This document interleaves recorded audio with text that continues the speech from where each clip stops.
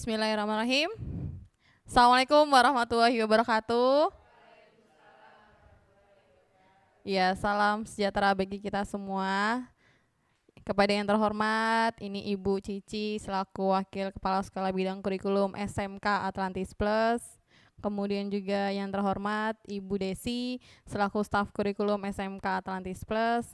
Yang terhormat Ibu Fiona selaku Staf Kesiswaan dari SMK Atlantis Plus. Yang terhormat Pak Didi selaku Guru Matematika dari SMK Atlantis Plus. Kemudian yang terhormat Pak Egi Samisdi selaku Wakil Kepala Sekolah Bidang Kesiswaan dari SMP Atlantis Plus. Yang terhormat Ibu Nia Rosiana selaku Staf Kurikulum dari SMP Atlantis Plus. Yang terhormat Ibu Tasya selaku Wakil Humas di SMP Atlantis Plus, dan Pak Lukman selaku Guru PJOK SMP dan SMK Atlantis Plus. Alhamdulillah hari ini kita dapat berkumpul bersama dalam kegiatan diseminasi budaya positif di lingkungan kita, tentunya di SMP dan SMK Atlantis Plus. Pertama-tama terima kasih nih Bapak Ibu Guru sudah meluangkan waktu kita dalam forum diskusi hari ini. Mari kita buka dengan bacaan basmalah bersama-sama. Bismillahirrahmanirrahim, dan kita bacakan surat Al-Fatihah agar kegiatan hari ini sampai dengan selesai berjalan dengan baik, lancar, dan tentunya ilmu yang kita dapat menjadi barokah. Al-Fatihah dimulai.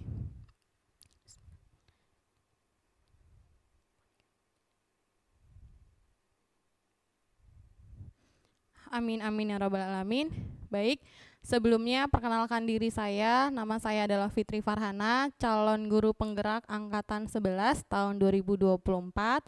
Hari ini tujuannya adalah menyebarkan pemahaman tentang budaya dan disiplin positif di lingkungan kita. Kalau biasanya sih ngambilnya satu ya, seandainya saya rumpun dari SMP Atlantis cukup di SMP, namun karena kita lingkungannya bersama-sama, jadi ambil sekaligus dengan judulnya adalah habituasi budaya positif melalui strategi implementasi holistik di lingkungan SMP dan SMK Atlantis Plus. Gak usah tegang Bapak Ibu, kita hari ini diskusi saja. Ya, oke, baik. Udah ada cek sound ya, berarti cek sound saya nih ya. Nah, ini kita awali dengan kita ice breaking ya Bapak Ibu. Ice breakingnya cek sound. Kalau saya bilang cek, Bapak Ibu tepuk tangan sekali. Coba kita cek dulu. Cek. Oke. Kalau saya bilang sound, Bapak Ibu tepuk paha satu kali juga. Sound. Oke, kita coba ya. Cek. Sound. Cek. Sound. Oke, sudah. Berarti kita coba sekali lagi. Cek sound. Sound cek. Oke, terakhir cek sound. Oke, tepuk tangan untuk kita semua. Ada yang gak konsentrasi nih berarti. Oke. Nah, kita bikin kesepakatan forum diskusi. Nah, forum diskusi kita yang pertama adalah nanti kita akan ada tanya jawab ya. Boleh langsung misalnya lagi saya menyampaikan materi, saya yang mau ditanyakan, boleh langsung ya, atau boleh nanti di akhir sesi ada diskusi tanya jawab.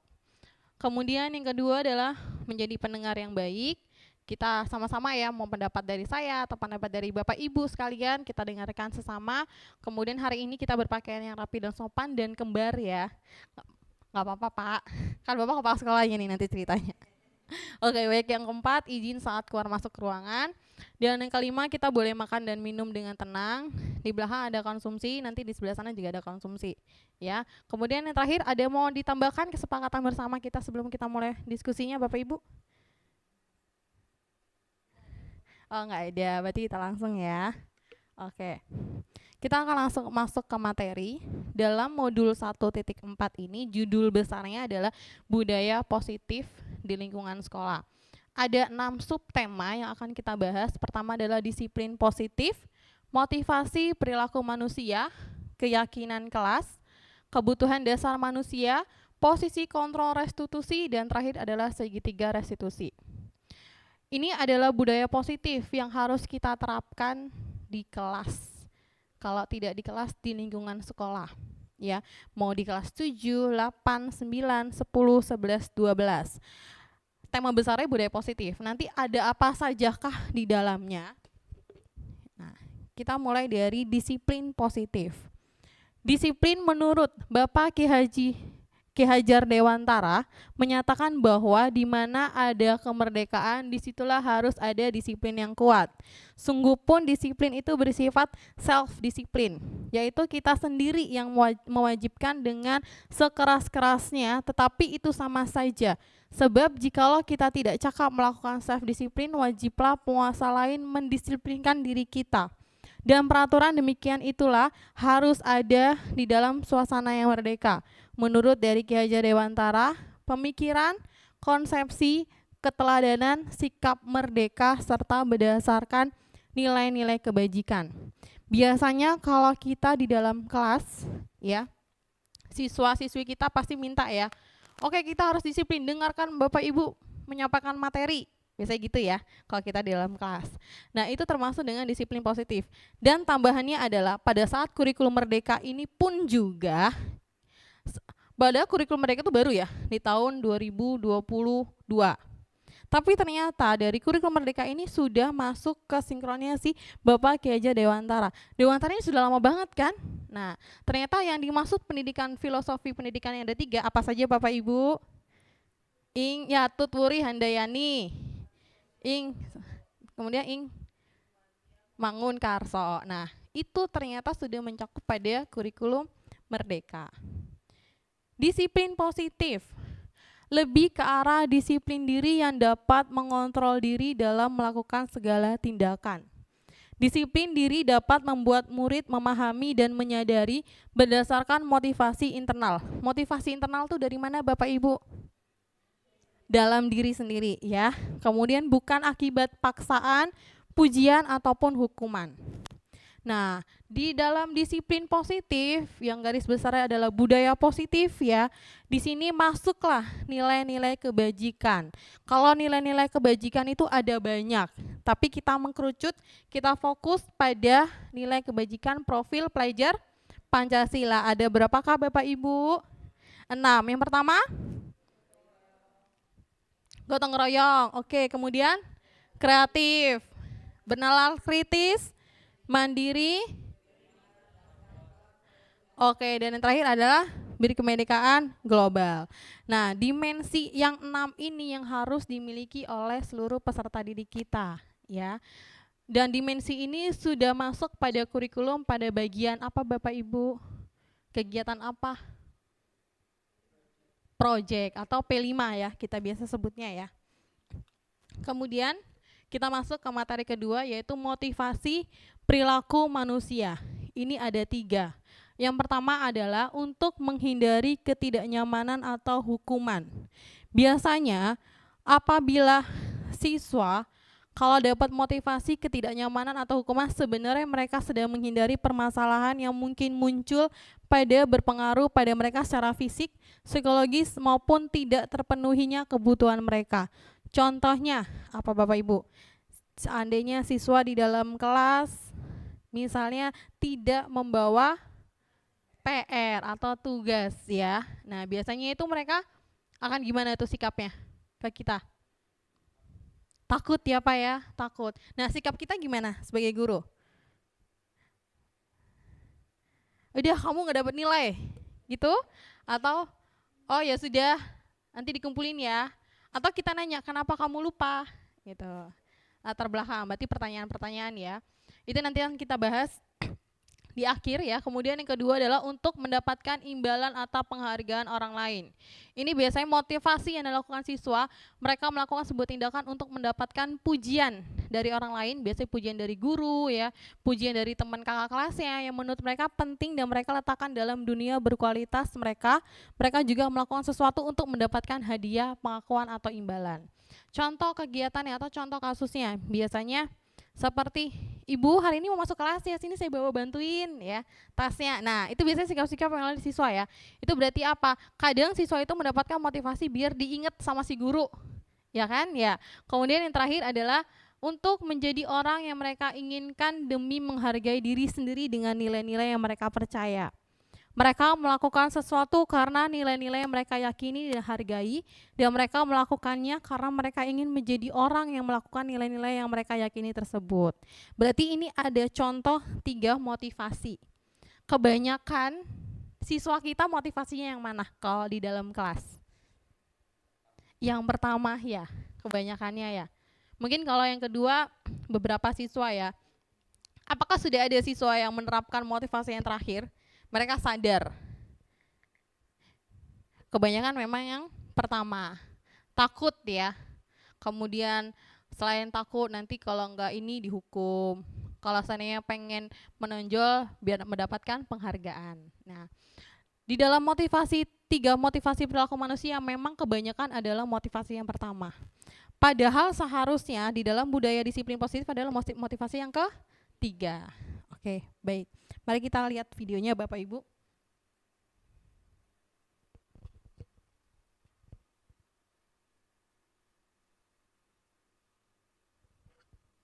Nah.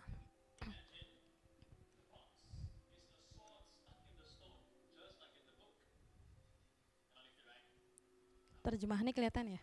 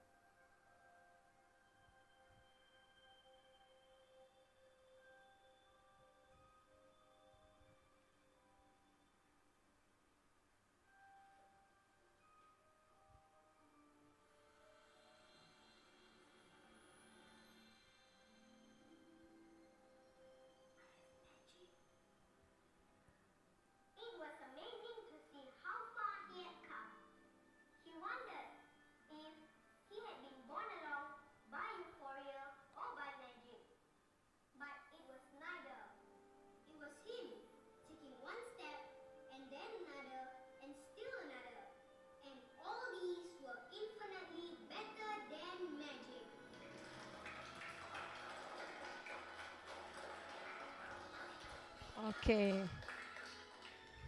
Sip. Oke, baik. Nah, baik. Bapak Ibu boleh mengutarakan apa maksud dari video itu dengan hubungan dari teori motivasi.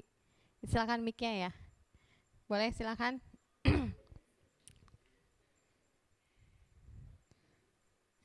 Ya, sampai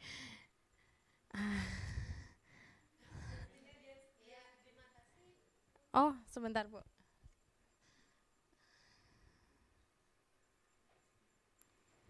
Cek. Oke, mantap. Ya, silakan Ibu Cici. Ya, terima kasih Miss Farhana dan rekan-rekan semua. Dari beberapa waktu, beberapa menit yang lalu kita telah menonton bersama video pembelajaran yang mana mungkin aktivitas kita hampir sama ya Bapak Ibu ya. Kepada anak-anak didik kita. Dari video tersebut memperlihatkan bahwa tidak banyak action yang harus menggunakan energi yang besar untuk mengarahkan anak kita menjadi fokus atau memberikan perilaku yang sebaik-baiknya kepada anak didik kita, terutama yang spesial mungkin ya. Jadi dengan salah satu strategi memberikan garpu emas, kalau bilang kan ya, memberikan motivasi anak itu karena belum sampai pemikiran dia tentang magic, tetapi dengan merasa arahan kita fokus akan merubah dengan sulap, sehingga anak ini tertarik untuk mencari lebih tahu. Kita arahkan untuk membaca buku lebih banyak lagi tanpa adanya paksaan. Benar. Ya, jadi dengan tindakan yang sederhana tersebut bisa memicu anak-anak kita, memotivasi perilaku anak didik yang harus menjadi tanggung jawab kita di dalam lingkungan sekolah menjadi lebih baik lagi. Itu saja Miss Farhana. Ya, terima kasih Bu Cici. Giving applause for Miss Cici. Iya, benar ya Bu. Jadi itu hanya motivasinya dari si garpu emas ya. Tapi tiba-tiba si siswanya langsung semangat untuk belajar. Ya, mungkin ada yang mau menambahkan atau ada nggak siswa kita yang seperti ini di dalam kelas? Ada nggak? Atau ada dalam diri kita, oh ya sudahlah, nanti tinggal saya sampaikan aja kepada orang tuanya, Bapak Ibu ini anaknya tolong ditambahkan ya jam belajarnya, lesnya gitu ya. Itu tadi adalah contoh kecil. Mungkin ada Bapak Ibu mau menambahkan? Ya, silakan Pak Didi. Oke, baik. Assalamualaikum warahmatullahi wabarakatuh. Waalaikumsalam warahmatullahi wabarakatuh. Ini selintas dari apa yang saya lihat tadi, bagaimana seorang guru dengan empatinya mengetahui ada siswa yang rendah diri, Ya, lebih dekat Pak. yang rendah diri, kemudian dia memberi motivasi luar, ya, jadi ekstrinsik, memicu motivasi intrinsiknya, kemudian dari situ dia berusaha untuk mencari, jadi ada pemantiknya di situ. Benar. Saya mengalami beberapa kali ada beberapa siswa yang rendah diri, terus terang di kita ini di Indonesia siswa-siswi itu motivasinya lemah, ya tidak seperti kalau di luar ya, anak-anak itu dibiasakan untuk presentasi sejak TK itu sudah dibiasakan. Beberapa sekolah unggulan di Jakarta itu dibiasakan anak TK presentasi dan guru melarang murid untuk tidak membuli, karena pembulian itu sungguh sangat menghancurkan karakter murid ya, terutama keberaniannya. Oleh karena itu saya kalau di pelajaran saya selalu mendorong murid untuk bisa tampil ke depan, dan saya larang untuk tidak ada pembulian. Dan biasanya anak-anak pembuli juga anak-anak pengecut. Ketika saya minta yang ngebully untuk ke depan, dia nggak berani. Ya. Jadi pentingnya guru itu punya empati, kemudian memberi dorongan, tentu nanti dengan peta tertentu ya, bisa mengetahui murid ini pemantiknya tertentu, ini A atau B atau C ya. Nah kalau misal murid sudah tersentuh ya, dia akan dengan sendirinya. Apalagi kalau gurunya pun memberikan motivasi yang lainnya, memupuk. Saya kira demikian pendapat saya. Oke, baik. Terima kasih untuk Pak Didi. Giving applause for Mr. Didi. Oke, berarti ini motivasinya mulai dari ekstrinsik dulu, dari si guru ya, Mr. Wan-nya. Kemudian muncullah motivasi internal pada diri si anak muridnya. Oke, baik. Kita masuk, ini ada hubungannya lagi. Ini korelasi terus sampai akhir nanti. Yang ketiga adalah keyakinan kelas atau kesepakatan kelas. Biasanya kalau kita di awal pembelajaran, berarti bulan kemarin ya, Juli, biasanya kita bikin kontrak kelas ya dengan murid-murid. Mulai dari wali kelas bikin kontrak kelas dan mata pelajaran juga bikin kesepakatan kelas ya. Mengapa keyakinan kelas, mengapa tidak peraturan kelas?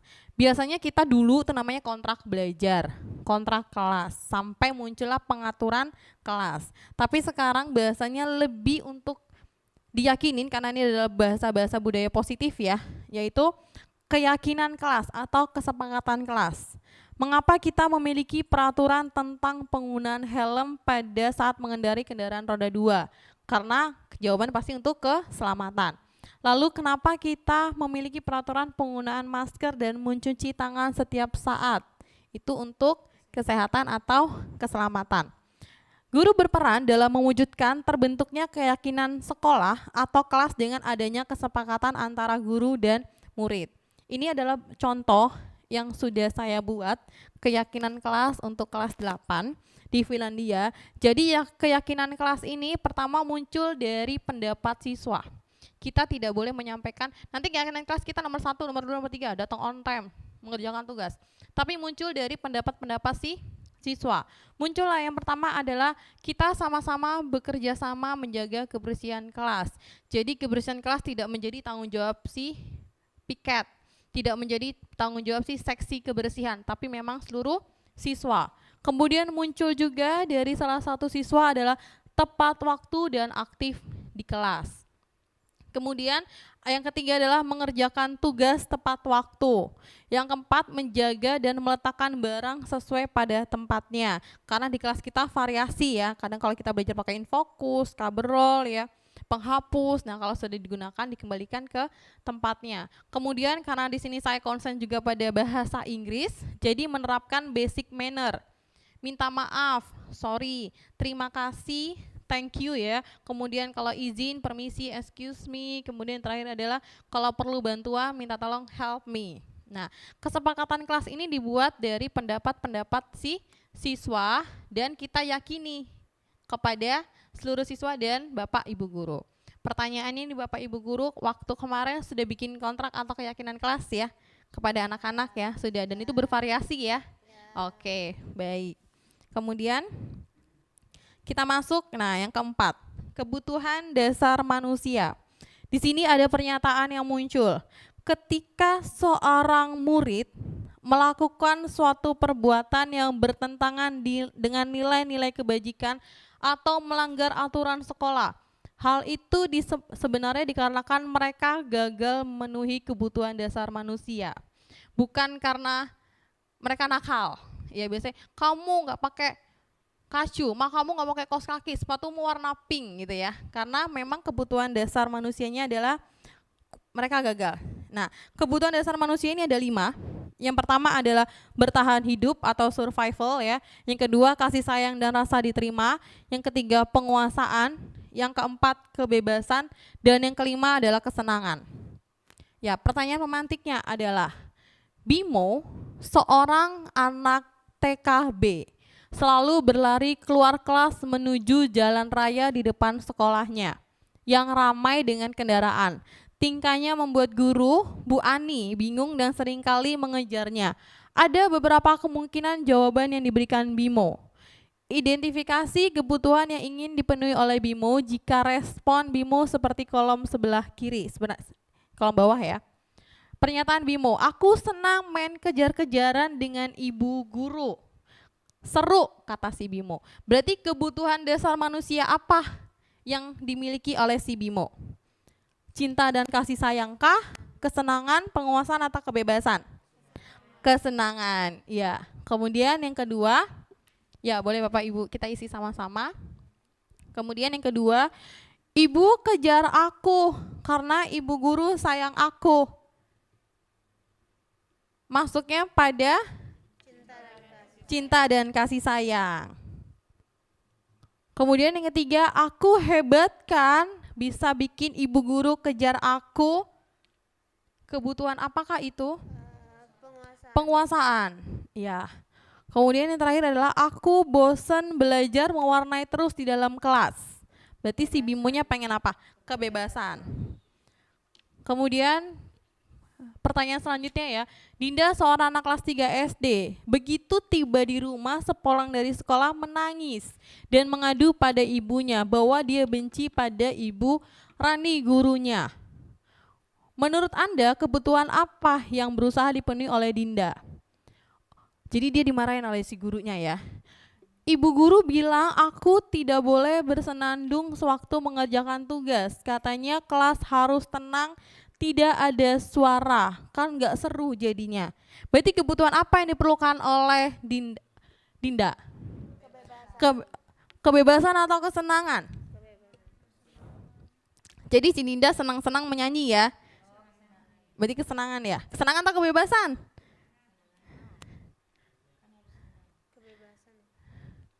Bisa ya, bisa kesenangan, bisa juga di kebebasan karena dia pengen nyanyi-nyanyi ya. Kemudian yang kedua adalah ibu guru tidak menyapaku hari ini padahal aku pakai jepit rambut baru. Tuh, cuman masalah si jepit rambut baru ya, sampai bikin si anak kecil ini jadi nangis kepikiran dia. Berarti itu apa?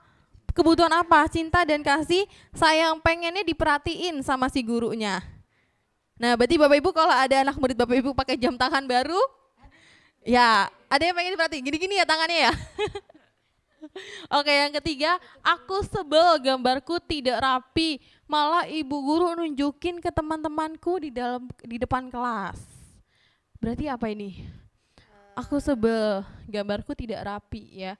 Jadi udah gambarnya nggak bagus, ya penguasaan ya. Jadi dirinya minder ya jadinya ya. Udah gitu ditampilin sama si ibu gurunya. Kemudian terakhir adalah aku bosen, masa belajarnya cuman gitu-gitu aja, dengerin ibu guru. Nah, berarti keinginan Dinda apa? Kebebasan. Oke, ini ada yang terakhir. Ini adalah Dimas, berusia 17 tahun. Ia senang sekali ketika ayahnya mulai mengajarkan cara menyetir mobil. Setiap akhir pekan ia berlatih menyetir, ia terlihat senang sekali. Berlatih sampai akhirnya ia bisa menyetir mobil dengan baik dan lancar. Ketika ibunya bertanya pada Dimas, apa yang membuat dia ingin bisa menyetir? Kebutuhan pertama adalah menyetir mobil itu seru. Kesenangan. Kemudian yang kedua, biar bisa jalan-jalan, naik mobil sama teman-temanku. Itu adalah kebutuhan apa? Bisa kesenangan juga, bisa kesenangan. Bisa kesenangan, bisa juga dia cinta dan kasih sayang sama teman-temannya. Ini kita berpikirnya dalam budaya positif. Kalau budaya negatif kita apa? Pamer ya. Ya. Oke, kemudian yang ketiga, aku merasa bangga dan keren. Penguasaan. Dan yang terakhir adalah aku senang bisa pergi ke tempat-tempat yang aku suka. Kebebasan. Iya. Itu adalah contoh-contoh kebutuhan ya dasar manusia, terutama kebutuhan dasar dari si anak-anak didik kita. Padahal cuman masalahnya sepele-sepele ya Bapak Ibu ya. Cuman jepit rambut, ngegambarin nggak rapi, tapi ternyata di balik itu ada alasan-alasan dari si siswanya. Kemudian kita coba studi kasus nih Bapak Ibu. Ibu Ambar, guru wali kelas 10 DKV di SMK Pelita Hati, sedang bingung menghadapi ulah salah satu murid di kelasnya. Doni, beberapa anak di kelas 10 DKV telah datang padanya dan mengeluhkan bahwa si Doni seringkali meminta bekal makan siang mereka dengan paksa. Jika Anda menghadapi situasi seperti Ibu Ambar, apa yang akan Anda lakukan? Dan kira-kira kenapa Doni melakukan hal itu? Boleh Bapak Ibu silakan perwakilannya. Jadi contoh aja si Doni suka ngambilin makan siangnya ya temennya. Kenapa tuh Doni melakukan itu biasanya? Jadi kebutuhan penguasaannya merasa belum terpenuhi. Kebutuhan penguasaannya ya, pengen nguasai ya, jadi power ya, power Iya, si jadi Doninya. power, kebutuhan dasar manusia anak ini namanya Doni belum terpenuhi karena dia merasa harus ada menjadi orang yang berkuasa Iya di di kelasnya ya. kelasnya, Oke itu. baik, terima kasih Bu Cici. Yang lain ada lagi nggak kebutuhannya? Tadi kan ada 5 ya. Apakah kebutuhan ini 5-5-nya juga ada kepada Doni? Ya silakan Mr. Egi. Udah pengen ngomong nih Mr. Egi.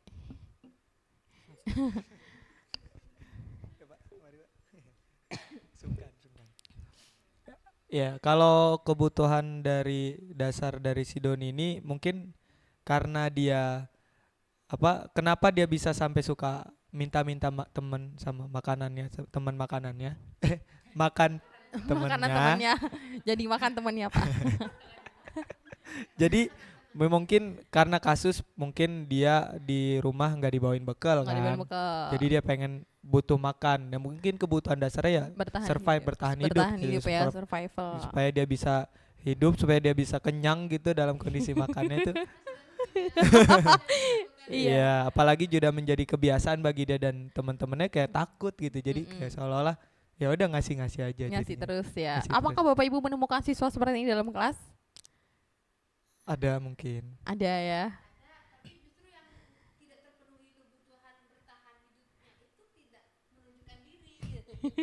Diam aja. Oke, baik. Nah, ini ada alasan Doni yang pertama. Benar kata Mr. Egi ya, karena ia lapar dan orang tuanya tidak membawakan bekal makan siang, maka kebutuhan dasar yang sedang berusaha dipenuhi oleh Doni adalah kebutuhan untuk bertahan hidup atau survival. Bisa saja ini alasan yang pertama. Bisa saja alasan yang kedua, karena dia merasa senang temannya jadi memperhatikan dia. Doni lagi, dipanggil sama wali kelasnya ya, dipanggil sama gurunya.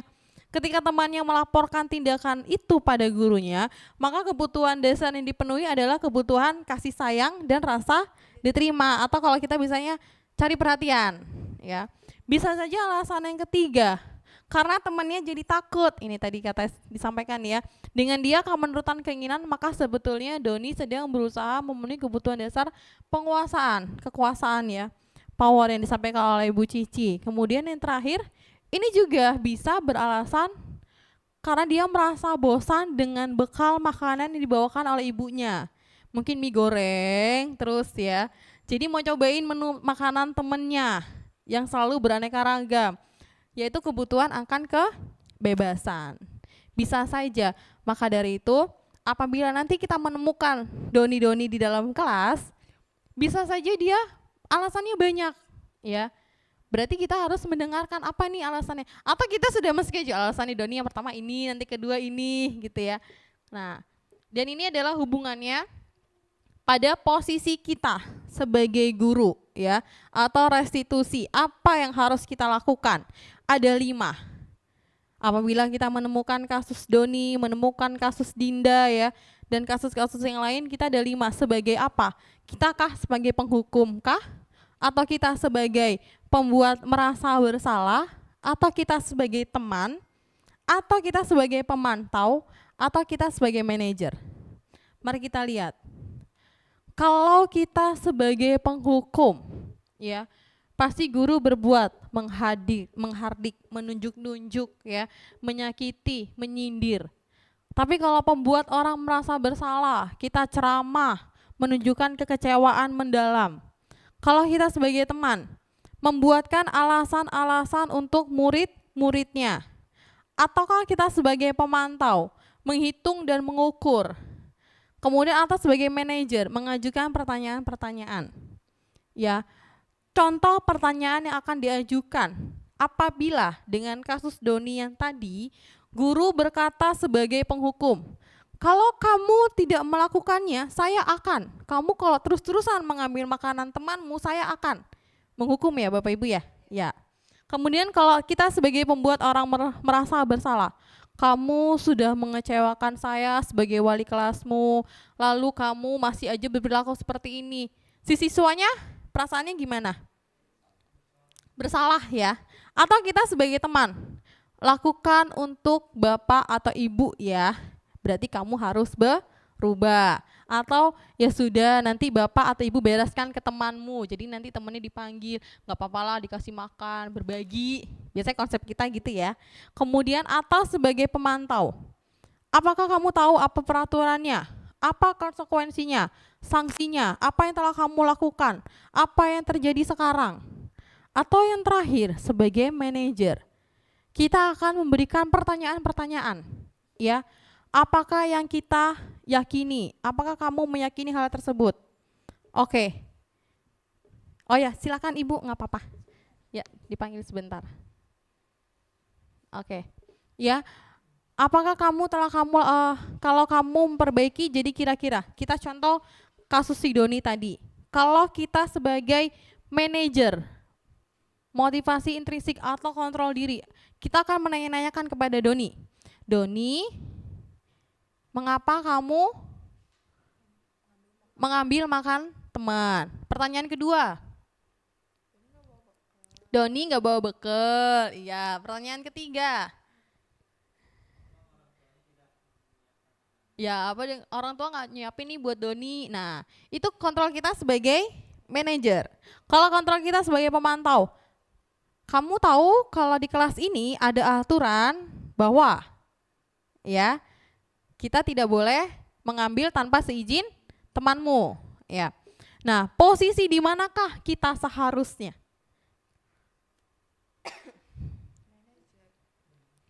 Posisi kita seharusnya di mana? Kalau kita sudah tahu tentang kebutuhan dasar manusia, alasannya sudah banyak nih, sudah nih di manajer. Benar Bapak Ibu, iya di manajer. Berarti kita harus menanyakan. Biasanya kalau siswa melakukan hal-hal itu kenapa? Pasti ada alasannya. Ya, nggak semerta-merta karena dia nakal. Karena kita tahu bahwa seluruh anak itu unik, ya. Kemudian ini juga posisi kontrol restitusi, ini dampak muridnya. Kalau kita sebagai penghukum, dampak muridnya adalah mengulangi kesalahan berulang kali. Perilaku akan menjadi agresif. Kita bakalan dibenci, dendam sama kita nanti kalau kita sebagai penghukum. Kemudian kalau kita sebagai membuat orang merasa bersalah, rendah diri, merasa gagal dan tidak berharga. Kalau kita sebagai teman, jadinya tidak mandiri, tergantung sama kita. Kemudian kalau kita sebagai pemantau, menitik beratkan pada dampak pada diri sendiri. Dia menunggu mendapatkan hadiah atau mendapatkan hukuman. Tapi kalau kita posisinya adalah sebagai manajer, mengevaluasi diri bagaimana menjadi diri yang lebih baik. Itu artinya apa? Siswanya mencari solusi sendiri atas masalahnya. Kita tanya kenapa nggak bawa bekal? Ya Doninya, kenapa minta? Ya karena ini. Lalu sebaiknya bagaimana? Gitu ya, kita bisanya. Nah itulah kita posisi kontrol sebagai manajer. Di antara kelima posisi kontrol tersebut, sebaiknya seorang guru menggunakan posisi kontrol sebagai manajer. Dan ini ada hubungannya di akhir sesi nih, segitiga restitusi. Ada 3, menstabilkan identitas, menanyakan keyakinan, dan validasi tindakan yang salah. Maaf kebalik ya, menstabilkan identitas, validasi tindakan salah, baru menanyakan keyakinan. Menstabilkan identitas berdasarkan prinsip bahwa membuat kesalahan itu lumrah siswa, tapi sebagai pembelajaran yang nantinya akan menggeser identitas gagal atau ke arah identitas yang sukses. Contohnya, berbuat salah itu hal manusiawi. Tidak ada manusia yang sempurna. Kita pasti bisa menyelesaikan permasalahan ini. Bapak atau ibu tidak tertarik untuk mencari benar yang salah. Siapa yang salah, tapi lebih tertarik untuk menyelesaikan masalah. Kemudian kalau kamu menyalahkan dirimu sendiri terus-menerus, apakah kamu bersikap baik pada dirimu sendiri? Kemudian validasi tindakan yang salah. Untuk memenuhi suatu kebutuhan yang tadi ada berapa Bapak Ibu kebutuhannya? 5. Kamu pasti punya alasan mengapa melakukannya. Apa yang penting bagi kamu? Kamu boleh tetap berusaha menjaga sikap itu. Ini adalah contoh-contoh kalimat atau tindakan dilakukan oleh kita atau siswa kita. Kemudian terakhir adalah menanyakan keyakinan. Disinilah kita mulai memunculkan motivasi intrinsik dari si siswanya. Apa nilai yang kita percaya di sekolah kita, kemudian nilai-nilai apa yang telah kita sepakati, kelas yang ideal itu seperti apa sih, kamu ingin jadi anak seperti apa. Ini pertanyaan-pertanyaan yang akan kita munculkan kepada siswa kita apabila melakukan hal-hal yang tidak sesuai dengan nilai-nilai atau peraturan di sekolah ya. Baik, contohnya nih Bapak Ibu, tadi kita sudah mulai dari materi pertama adalah tadi tentang apa? Disiplin positif. Yang kedua, motivasi, perilaku motivasi ya. Kemudian yang ketiga, keyakinan kelas. Yang keempat, kebutuhan dasar manusia. Yang kelima, posisi kontrol. Baru terakhir adalah segitiga restitusi. Ini adalah kesinambungan untuk menjawab pertanyaan ini Bapak Ibu. Apabila kita menemukan siswa kita datang terlambat dengan sifat, kita menyatakan mencatat 100 kali di dalam buku kalimat, saya tidak akan terlambat lagi karena terlambat ke sekolah. Ini adalah hukuman atau konsekuensi atau sanksi yang diberikan. Siapa yang sepakat hukuman? Siapa yang sepakat kalau ini sanksi? Ya karena dia terlambat ya harus menulis 100 kali. Sanksi atau hukuman? Siapa yang hukuman? Oke. Siapa yang sanksi? Ya, ini adalah hukuman Bapak Ibu. Kenapa hukuman? Ya, karena nggak korelasi ya dengan kesalahan si siswanya karena terlambat. Oke, kita coba kalimat yang kedua. Pernyataan yang kedua. Lari mengelilingi lapangan basket 2 kali karena terlambat hadir di sekolah. Masih masuk kepada hukuman karena physically ya. Kemudian yang ketiga, membersihkan coretan yang dibuatnya di meja tulis. Sanksi, konsekuensi. Karena itu sesuai ya. Jadi dia melakukan itu berarti bertanggung jawab. Kemudian yang keempat, murid diminta untuk push up 15 kali karena tidak menggunakan masker di sekolah. Hukuman. Oke, baik. Kemudian yang kelima, menggantikan kertas tugas teman yang telah dicoret-coret. Sanksi, baru sanksi ya. Berarti sudah tahu Bapak Ibu bedanya sanksi dengan hukuman. Nah, yang keenam, berjemur di lapangan basket pukul 12 siang karena mengobrol dengan teman. Hukuman. 7, murid diminta bertelanjang kaki sepanjang hari karena tidak menggunakan sepatu warna hitam sesuai dengan peraturan sekolah. Sanksi atau hukuman? Gak pakai sepanjang hari. Sanksi. Kan peraturan itu kan sepanjang hari selama dia 1 hari belajar. Jadi sanksi. Karena tidak menggunakan sepatu warna hitam sesuai dengan peraturan. Sesuai peraturan sekolah. Adalah? Sanksi.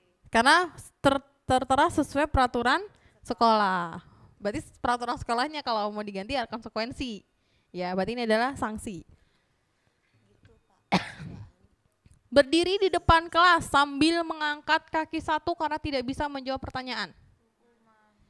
Hukuman. Kemudian membersihkan tumpahan air di meja tulis karena tersenggol pada saat belajar. Sanksi, ada bentuk tanggung jawab.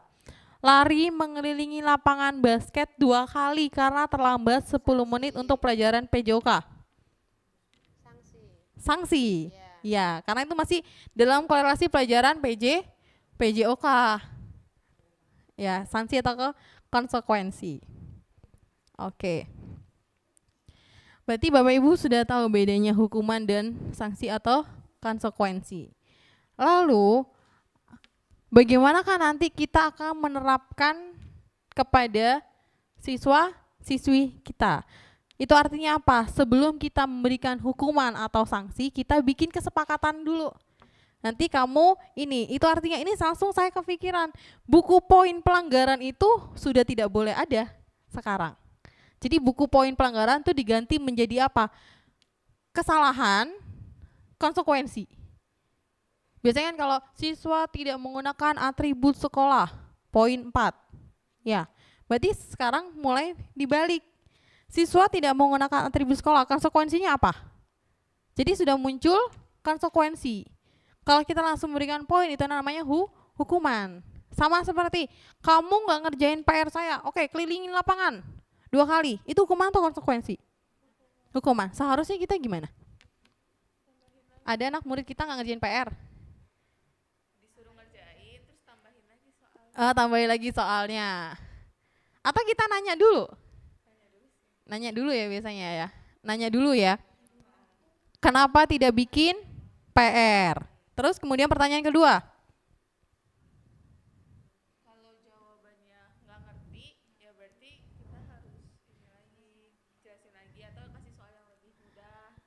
Oke, boleh pakai mic. Oke. Ya. Boleh nanti, berarti ini ada 8 pendapat nih. Iya. Ya, satu-satu. Ya. Pertanyaannya kalau kita menemukan siswa kita tidak membuat PR, kita harus bagaimana? Kalau jawabannya Miss nggak ngerti, terus tanya bagian yang mana nggak ngerti, terus kita coba jelasin lagi. Kalau misalnya masih belum paham, berarti kita harus turunin tingkat kesulitan soalnya gitu. Oke, baik. Terima kasih Miss Nia. Pendapat yang lain? Silahkan, Miss Desi. Oh, Miss Tasya dulu. Oke. Kalau jawabannya ketiduran malamnya, kenapa nggak buatnya setelah pulang sekolah? Pas ada kesempatan kenapa nggak dibuat dulu? Oke. Biasanya siswa seneng SKS ya Bu ya? Iya, mepet-mepet. Sistem gitu. kebut semalo. Oke. Pendapat yang lain Bapak Ibu? Kita menemukan siswa kita tidak mengerjakan tugas. Padahal tugas ini udah sebulan. Coba, udah sebulan nih ya. Ayo gimana sikapnya Bapak Ibu tuh? Ada yang sebulan? Hah? Lupa. Nah, lupa. Lalu kita bagaimana sikapnya? Kamu udah lupa, ini udah sebulan. Ya sudah kamu lari. Boleh nggak kita melakukan itu? Oke, berarti nanya ya. Ada lagi solusi yang lain atau pertanyaan lagi untuk siswa yang tidak mengerjakan tugas? Menambah beban tugas, berarti ditambahin ya. Oke, kemudian gimana kalau menurut Pak Didi? Boleh pakai mic Pak, boleh? Hah? Ya mungkin pertanyaannya kenapa dia tidak mengerjakan ya. Tapi kalau siswa ini sampai berkali-kali, Iya. itu saya bertanya biasanya ke orang tuanya. Jadi, orang tua kamu ini enggak peduli sama kamu nih, dimarahin enggak? Biasanya beberapa kali ketemu Bu, ya orang tuanya nggak peduli atau kedua orang tuanya bekerja, jadi nggak peduli itu ininya Nggak ada yang kontrol ngingetin ya, terhadap- nggak ada ya. yang Jadi tergantung kalau cuma sekali mungkin dengan pertanyaan kenapa nggak mengerjakan, bisa jadi dia mungkin ada acara keluarga atau lupa bagaimana. Tapi kalau berulang-ulang itu harus ditanyakan bagaimana hubungannya dengan di rumah. Iya, Iya. karena tugas rumah itu kan Iya. dikerjakan di rumah ya. Iya. Oke, baik. Iya. Terima kasih Pak Didi. Oke, berarti kita sepakat ya Bapak Ibu bahwa apabila ada siswa kita yang tidak sesuai nilai-nilainya dengan aturan yang kita buat, kesepakatan kelas, kita bertanya terlebih dahulu ya. Berarti ya posisi kontrol apakah itu tadi Bapak Ibu? Sebagai manajer. Oke, kita masuk ke sesi ke tanya jawab dan diskusi. Silakan Bapak Ibu, ada yang mau ditanyakan? Atau satu orang satu pertanyaan? Nih, dalam 6 materi. Atau mungkin sekarang sedang ada permasalahan di kelas, di sekolah yang nggak selesai-selesai.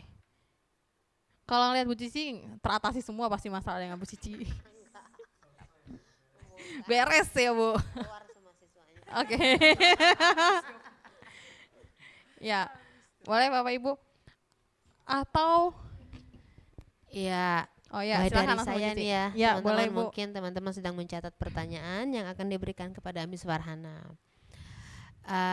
Untuk SMK sendiri, karena ada beberapa subjek atau kejuruan, variatif permasalahan pasti ada ya Miss Farhana ya.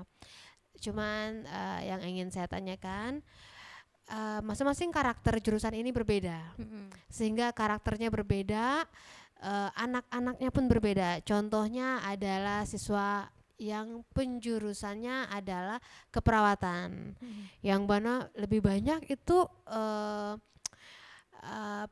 muridnya adalah perempuan. Nah, yang berbeda juga dengan siswa jurusan teknik komputer dan jaringan. Boleh berdiri Bu, boleh berdiri. Oke. Nah, oke. Biar masuk. Ya. Berdiri aja Bu, nggak apa-apa. Baik. Ya. Baik, terima kasih Miss Farhana dan rekan-rekan semua.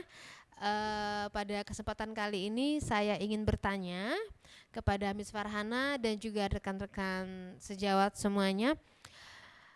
Untuk khususnya adalah sekolah menengah kejuruan di SMK Atlantis ini, kita pasti memiliki problema atau fenomena yang berada di lingkungan kita. Dengan banyaknya macam subjek atau penjurusan di sekolah kita, makin banyak juga karakter yang kita temukan. Misalnya anak keperawatan yang mayoritas siswanya adalah perempuan. Kemudian anak teknik TKJ mayoritas anaknya laki-laki. semua. Nah, di situ sudah mulai ada problem biasanya kan ya. Di masa-masa anak berkembang, anak-anak ini ada rasa tertarik salah satunya. Kemudian anak-anak yang penjurusannya adalah manajemen perkantoran, di mana dia memiliki kebiasaan rapi, dandan dan memakai kosmetik gitu kan ya. Yang mana kita tidak boleh di sekolah menggunakan kosmetik. Nah, itu merupakan pelanggaran. Tetapi satu kali terkadang guru yang mengajar sudah memanggil. Kedua kali sudah juga ditegur. Guru A, guru B, guru C juga sudah, hingga wali kelas. 1 hari, 2 hari aman, makeup hilang. Seminggu ke depannya guru tidak ketemu dengan guru yang menegurnya, ada lagi kosmetiknya. Nah, yang terpakai di makeupnya ya. Memang di sekolah kita pasti mengadakan razia ya, Bapak Ibu ya, Pak Egi, terutama juga Bu Desi. Tetapi bukan berarti hal ini membuat jerak anak-anak didik kita yang kasus kita temukan di sekolah. Nah, menurut Bapak Ibu, rekan-rekan semua dan juga Miss Farhana, apa solusi yang akan kita berikan kepada anak didik kita yang tepat, khususnya agar hal ini bisa terhenti problema di sekolah kita. Demikian saja. Oke, baik. Terima kasih Bu Desi. Kok Bu Desi kayaknya pengen nambahin ya? Oh, atau mencarikan solusi atau iya. Oh, pengen nanya. Oke, baik. Kita ini dulu pertanyaan pertama, karena kita akan diskusi sama-sama ya. Siswa kita ini memang variatif ya. Pertama, memang kalau sudah berdasarkan jurusan, gender sudah berbeda. Apalagi ini baru ya, kelas 10, kelas 11 ya. Yang jumlah perempuannya sama laki-laki satu kelas kan full, TKJ full. Dan signifikan banget ya jumlahnya. Yang LK perempuan semua. Kemudian dan ternyata munculnya yang kalau di MPLB menggunakan kosmetik. Karena kalau siswa itu kan seperti sekretaris ya, harus rapi, harus cantik ya. Tapi di sekolah tidak boleh menggunakan make up. Kita kembali lagi pada kesepakatan yang disampaikan oleh, terutama pertama adalah apakah sudah ada sosialisasi tentang aturan sekolah kepada siswa. Kita yang jawab yang ini dulu, yang belakang dulu berarti ya. Kalau seandainya sudah ada sosialisasi, kita satu, di siswi SMK Atlantis Plus dilarang membawa make up. Ini juga bertabrakan dengan yang jurusan BC Bu, yang ada materi make up, tata estetik ya, per make upan gitu ya. Nah, berarti apa? Kesepakatannya yang dirumuskan sama-sama dulu.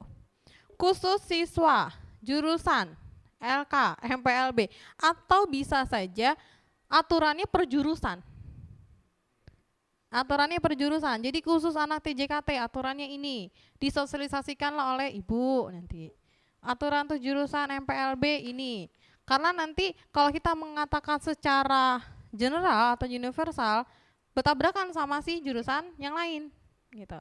Contoh, di jurusan LK kosmetik nggak laku. Ya. Dia bajunya emang sudah rapi ya. Di jurusan MPLB memang harus rapi, tapi tidak usah berdandan berlebihan. Di jurusan BC harus, ini ada materinya. Ya, oke, gimana Bapak Ibu? Ada yang mau menambahkan? Biasanya kesepakatan di awal mungkin bisa saja dibuat berbeda. Ya, aturannya khusus per jurusan. Ada aturan yang dibuat secara universal, ada yang dibuat per jurusan. Karena pertama, jumlah di siswa LK kan kebanyakan perempuan. Bisa saja nanti aturannya khusus anak-anak perempuan ini. Gitu. Di MPLB ada yang laki-laki nggak Bu MPLB? Nggak banyak. Nah itu juga kan perlu dibikin aturan yang khusus MPLB. Khawatirnya yang laki-lakinya nggak make up. Nah takutnya nanti ikutan make up juga kan? Iya. Iya. Bagaimana Bapak Ibu, mungkin ada yang mau ditambahkan? Gimana nih? Kan tadi pertanyaan yang terakhir dulu ya sebelum masuk ke pertanyaan jumlah siswanya yang berbeda, aturan. Gimana? Silakan Bu Desi. Sudah menemukan siswa yang bermake up ya Bu? Sudah diapain sama Ibu? Boleh pakai mic-nya, Bu. Nah, ayo, Bu. Nggak apa-apa, Bu. Sudah diapain, Bu, anak yang pakai make up, Bu? Kalau sejauh ini sih anak yang pakai make up sih masuk sudah dikasih tahu dulu nih yang pertama sudah kita kasih tahu, kita imbau. Kemudian yang kedua kalau masih melakukan lagi sanksinya kita ambil make upnya. Contohnya yang tidak boleh itu adalah lipstick yang berwarna. Kalau yang maksudnya yang lip balm itu tidak apa-apa karena kata melembabkan bibir katanya begitu. Oke, tapi tidak berwarna ya. Kemudian kalau yang berwarna saya ambil. Kemudian yang kedua itu bedak padat. Karena mereka itu kadang kalau pulang itu ya Allah, bedaknya itu tebel bener kan. Nah, itu kadang kita kasih tahu dulu nih. Ini kalau masih kamu pakai masih kamu bawa besok, ini saya ambil ya. Terus kemudian ada lagi yang bawa parfum. Bawa parfum botolnya gede. Itu ada, itu masih tetap kita kasih tahu karena kan dia belinya mahal tuh, mungkin kan kita ambil langsung ya. kan, iya. Nah kalau kayak lipstick itu biasanya mereka sudah bawanya udah setengah-setengah, udah tinggal dikit, tahu kali ya yang mau kita ambil ya. Nah itu, dan yang paling penting itu tidak boleh alis. Pensil alis. Pensil alis itu langsung kita ambil kalau itu, karena itu mereka kalau pakainya sama kayak saya tebel, udah ngalang-ngalain gurunya gitu kan. Jadi harus diambil. Oke, Kalau itu baik. sih. Miss Fiona Ada bisa lagi? menambahkan? Berarti yang pertama yang dilakukan adalah bikin kesepakatan bersama dulu bahwa di jurusan MPLB make up yang boleh dibawa 1, 2, 3, yang tidak boleh dibawa 1, 2, 3. Apabila membawa konsekuensinya saya ambil ya. Ya mungkin itu ya Bu, Pak. Kemudian apabila lagi berarti sudah ada treatment yang kita lakukan sebagai posisi kontrol tadi ya, manajer. Apakah Bapak Ibu pernah nanya nggak? Kenapa sih kamu bawa ini mulu, bawa lipstick mulu, bawa pensil alis mulu, bawa bedak mulu? Apa Bu alasannya anaknya Bu? Boleh. Ya Bu, apa Bu? Alasan siswanya apa Bu? Saya senang pakai mic. Alasannya pernah saya tanya, kenapa sih kalian itu harus pakai make up kayak lipstick, bedak, terus ada juga yang pakai ini apa namanya? Esido. Ada itu. Eyeliner ada yang pakai eyeliner juga? Ada di kelas saya ada itu. Saya tanya, kenapa sih nak kamu pakai seperti ini? Katanya, kan kamu masih muda, kata saya gituin kan. Terus kata siswanya, ya Bu, saya juga kan pengen cantik. Saya harus jawab apa? Iya. Jawabannya seperti berarti itu. itu kebutuhan yang mana itu? Dasar manusia yang Saya bingung mau jawabnya kalau kesenangan seperti ya. itu. Katanya saya juga kan pengen cantik Bu, terlihat lebih fresh. Ada tuh anak saya kelas 10 MPLB sekarang ada. Ya seperti. Jadi dia sudah saya kasih imbauan, kamu jangan seperti ini ya nak, kamu cantik seperti ini. Saya suruh cuci muka. Yang dicucinya apa? Ininya aja Bu, ininya Gini-gini. dicuci Bu. Iya. Udah itu ngaca lagi dia ngaca. Kenapa kamu kok masih berkaca, kan sudah dihapus nak? Ya Miss saya nggak pede, katanya nggak kurang percaya diri. Berarti itu kebutuhan apa? Nah, penguasaan. Nah itu Ya. seperti itu. Oke. Terima kasih. Oke, baik, terima kasih Bu Desi. Ya, itu adalah yang kita temukan ya di dalam kelas, di dalam sekolah. Mungkin memang harus dibuat kesepakatan atau keyakinan bersama-sama. Karena ini sudah mulai muncul permintaan ya. Permintaan anak-anak, Miss, boleh dong bawa parfum? Kan kita sekolah sampai siang nih. Ya, biar kita selalu wangi. Nah, biasanya jam-jam olahraga kita kan ganti baju ya, keringetan gitu ya. Nah, itu kita sama-sama sepakat nih, misalnya kalau dari Bapak Ibu, nanti wali kelas, wakil dan kepala sekolah, misalnya diperbolehkan, berarti boleh siswanya pakai ya. Sekarang muncul lagi Bu, pakai ini apa namanya kalau kena matahari? Sunscreen ya. Nah, kan kita panas Miss sekarang, boleh nggak pakai sunscreen gitu bawa ya. Bukannya sunscreen itu 8 jam ya dipakai, dari pagi sampai 8 jam ya. Nah, itu muncul. Ya hilang sunscreennya. Iya sunscreennya ya Bu. Enak Bu ya. Kita simpan, iya. Apalagi ya Bapak ya. Banyak ya. Iya, jadi kita berarti Gimana tuh sikap kita saat ini? Sekarang kebutuhan siswa banyak nih, alasannya ada aja. Kita harus bagaimana? Gimana Bapak Ibu? Pak Egi gimana nih, senyum nih? Pak Egi, gimana Pak Egi menghadapi anak-anak yang seperti ini Pak Egi?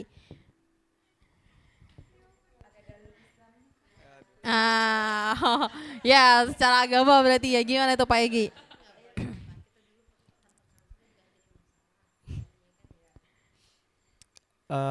Ya, memang betul kalau misalnya kita bandingkan soal zaman, pasti makin lama makin modern ya. Anak-anak juga mungkin udah berbeda dengan zamannya kita. Kalau kita bilang dulu, kalau dulu kita nggak perlu pakai gitu-gituan gitu kan. Sekarang anak-anak zaman yang sekarang udah bilang generasinya itu generasi Z, itu anak-anak kebutuhannya harus gitu. Mereka udah peduli dengan yang namanya kecantikan dirinya sendiri gitu. Ya memang sebenarnya yang paling penting tuh perlunya ada batasan dari kita gitu. Kita juga tidak melarang bahwasannya dalam penggunaan hal-hal yang seperti itu memang ada kebaikannya juga untuk dirinya sendiri. Walaupun yang kita lihat juga dari yang kita batasin itu jangan sampai pertama berlebihan dalam pemakaiannya. Kemudian kita rasionalisasikan terkait tentang kebutuhan yang dia pakai itu apakah berpengaruh banget dalam pembelajarannya. Jadi itu yang mungkin kita harus perlu kasih pemahaman ke mereka. Bagaimana dari apa yang mereka gunakan itu sesuai nggak dari pembelajaran yang berpengaruh apa tidaknya.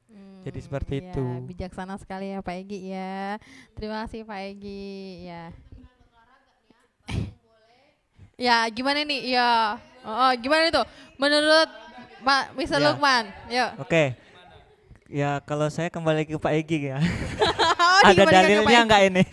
Kalau di olahraga kan anak-anak itu positif apa ya? Bukan dipaksakan berjemur, tapi kalau bisa karena mereka itu olahraga seminggu sekali ya nggak masalah sih menurut saya kalau dia pakai sunscreen gitu kan, hand body mungkin kan untuk Iya. selama mereka berolahraga. Nah setelahnya, nah itu udah di luar kendali saya atau di luar pembelajaran PJOK kan. Kalau itu sih menurut saya. Kalau di pembelajaran PJOK menurut saya nggak ada larangan untuk menggunakan sunscreen, hand body.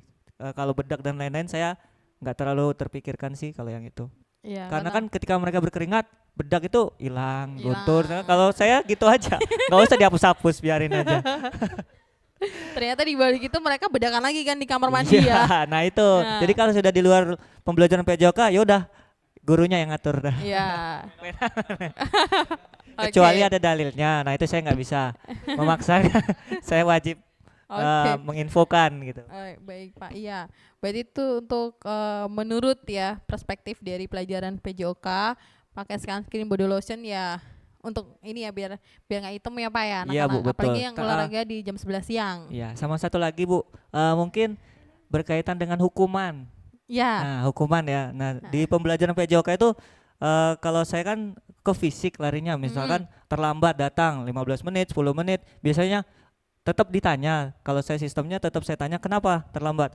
Ini Pak, sudah izin belum? Sudah Pak, saya izin di grup. Kenapa nggak izin ke saya? Nah berarti ada hukuman. Ya. Nah hukuman saya itu kan saya inginnya konsekuensi bukan hukuman, Ya, gitu kan. Tapi kan namanya di lapangan ya. Kadang teman-temannya itu seneng gitu kan, dan dianya juga nggak keberatan, istilahnya mau push up, mau lari. Nah itu sementara tadi di pembelajaran lain hukuman yang seperti itu tuh berat gitu kan. Nah kalau untuk PJOK kira-kira bermasalah nggak nantinya gitu?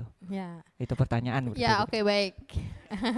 Ya, selalu satu bertanya ya. Kita kembalikan lagi, apakah di dalam kesepakatan kelas Bapak sebelum mulai pelajaran PJOK, apabila kamu siswa-siswi terlambat 10 menit, ini konsekuensinya push up. Kalau seandainya itu sudah disampaikan, it's okay. Ya, itu berarti bukan hukuman jatuhnya. Berarti Sanksi. konsekuensi atau Iya, sanksi. konsekuensi. Oke, Beda berarti- hal kalau seandainya kamu telat 15 menit bersihin WC, itu hukuman atau konsekuensi? Hukuman. Hukuman. Iya. Yang penting memberikan konsekuensi sudah ada keyakinan di awal kesepakatan. Kesepakatan. Iya.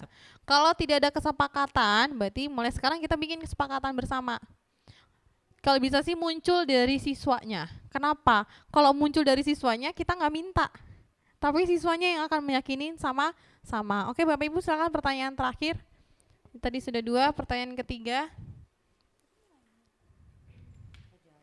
Oh, sudah terwakilkan pertanyaannya. Ada lagi Bapak Ibu pertanyaannya? Cukup. Ada, silakan Bu. Utarakan Bu. Mumpung ada forum mengutarakan keluh kesah. Oke, terima kasih Miss Far. Saya sedikit bertanya, Ya. karena saya juga nggak tahu ya ini. Saya bukan guru BK. Nih, bagaimana kalau ada siswa sekali terlambat? Nah, sudah kita tegur. Nih, tapi besok diulangi lagi dengan alasan yang berbeda. Besoknya diulangi lagi sama dia. Alasannya beda lagi. Alasannya beda lagi. Yang pertama alasannya ngantar adik. Adiknya sekolah karena motornya cuma 1. Yang kedua alasannya kesiangan. Saya tanya, ngantar adik lagi atau tidak? Ya. Ya Bu, saya ngantar adik lagi. Oke, alasannya hampir kan. Kemudian yang ketiga, saya buru-buru karena kesiangan juga. Kenapa? Karena saya semalam main game. Katanya seperti itu. Oke, sudah saya tanya semua dan sudah saya kasih tahu begini-begini. Tapi diulangin terus. Itu saya harus bagaimana? Apa kasih hukuman atau kita harus kasih sanksi atau bagaimana? Karena kalau kita marahin anak ini, kayaknya nggak akan masuk ke diri dia gitu kan. Dia nggak ada rasa takut. Jadi besok ngulangin lagi. Nah, kita capek, kitanya yang capek bukan siswanya. Nah, itu bagaimana Bu? Oke, Oke, baik. terima kasih. Ya, berarti saya kembalikan lagi nih ke forum ya Bapak Ibu. Kalau menemukan siswa yang sudah, mungkin saja siswanya ini udah nyiapin 30 alasan Bu, 30 hari atau 26 hari sekolah ya, udah nyiapin alasan pertama ini ya. Bisa saja ya. Nah, apakah kita nih sudah bertanya kepada orang tuanya? Ya, karena berangkat sekolah dari rumah. Kita sudah tanya belum sama orang tuanya? Gimana Bapak Ibu? Alasannya? Ya. Pak, Bu, anaknya alasan pertama terburu-buru, alasan kedua nganterin adiknya, alasan ketiga kesiangan. Nah, itu kita konfirmasi ke orang tua. Apakah benar? Ya. Kemudian yang kedua, seandainya itu sudah berulang kali, berarti kita memberikan sanksi. Karena sesuai dengan peraturan sekolah bahwa datang terlambat, apa sanksinya? Ya. Nah, sanksi itu pun juga harus disosialisasikan. Kita nggak semerta-merta kamu telat udah 10 kali sama saya mulu lagi yang ketemunya kan. Nah, saya mulu ketemu ya. Apa nih?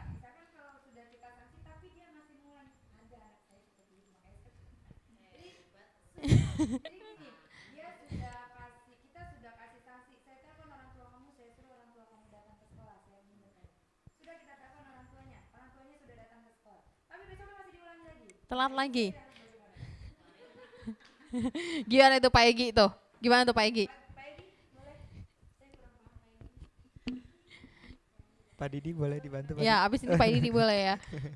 Oke, mungkin kalau dari pandangan saya terkait tentang kasus anak seperti ini, pertama memang betul tadi yang disampaikan Miss Farhana, kita udah ada kesepakatan terkait tentang sanksi-sanksi apa yang harus kita berikan. Pertama, kita juga pasti kita bertanya terkait tentang alasannya kenapa dia bisa sampai telat seperti itu. Dan kita sesuaikan juga apabila hanya sekedar alasan yang dia lakukan, dan kita juga bisa boleh bantu sarankan atau berikan peringatan ketika dia memang terlambatnya alasan pertama nganter adiknya jadi kesiangan gitu. Nganterin adiknya harus lebih pagi lagi jadinya.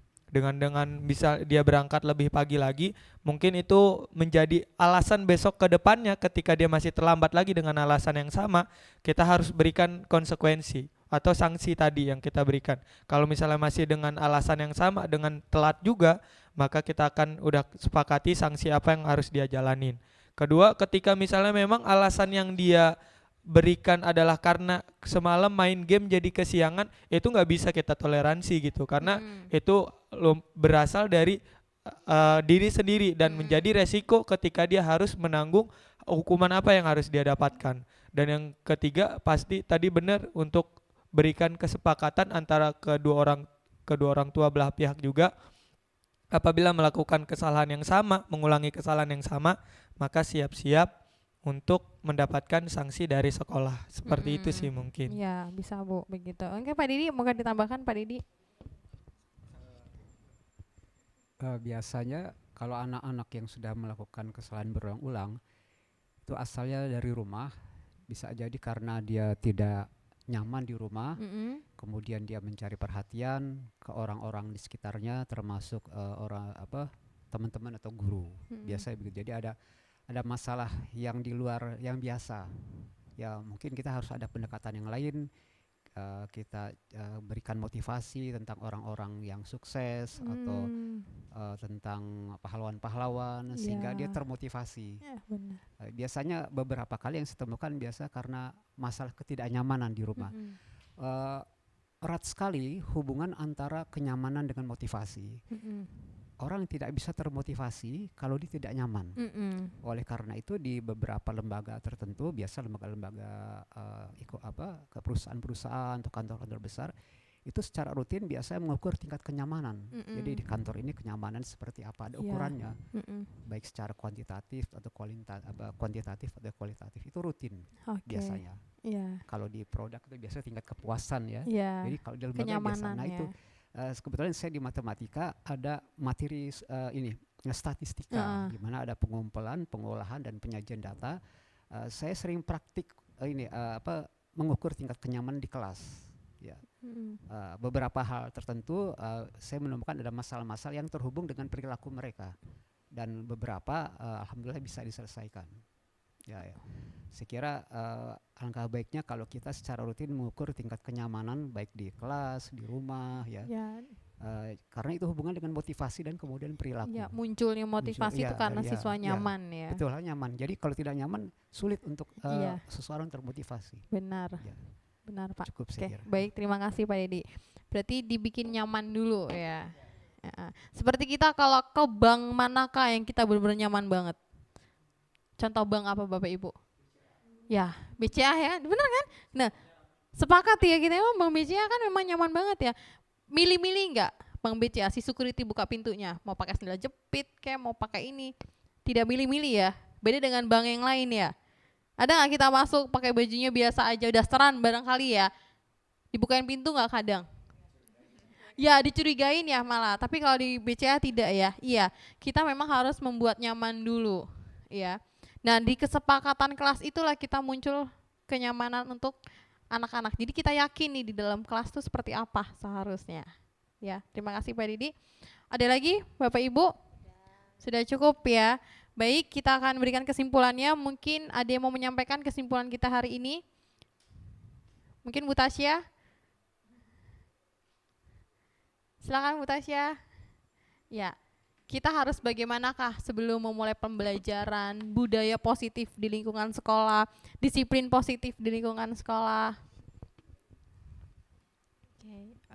Berarti kita sebelum mulai pembelajaran sama anak-anak itu kayak tadi yang Pak Didi sampaikan ya, kita kasih suasana yang nyaman dulu untuk anak-anak supaya nggak takut misalnya ketemu pelajaran sama kita itu.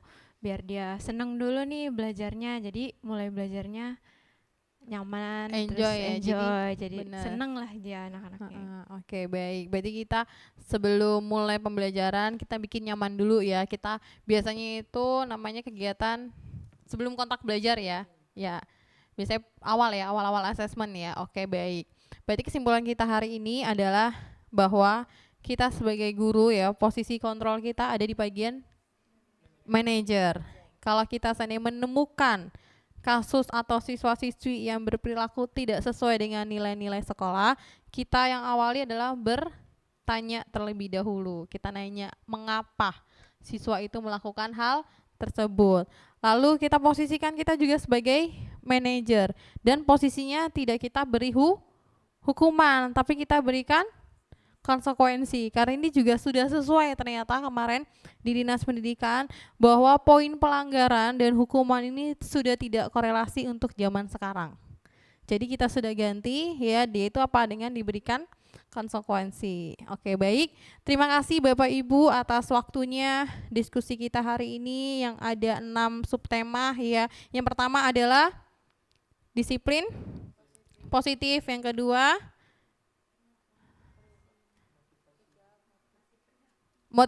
perilaku motivasi, yang ketiga keyakinan kelas ya. Yang keempat tadi kebutuhan dasar manusia. Yang kelima posisi kontrol, dan yang ketiga adalah segitiga restitusi. Oke, kita akhiri diskusi kita hari ini dengan lafal hamdalah. Alhamdulillahirrabbilalamin.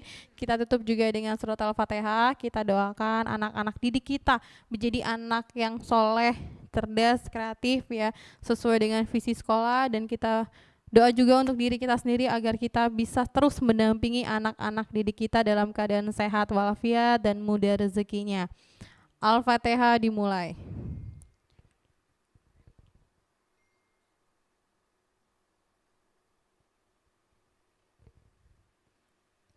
Amin amin ya rabbal alamin. Terima kasih. Wassalamualaikum warahmatullahi wabarakatuh. Oke, giving applause untuk semuanya. Oke.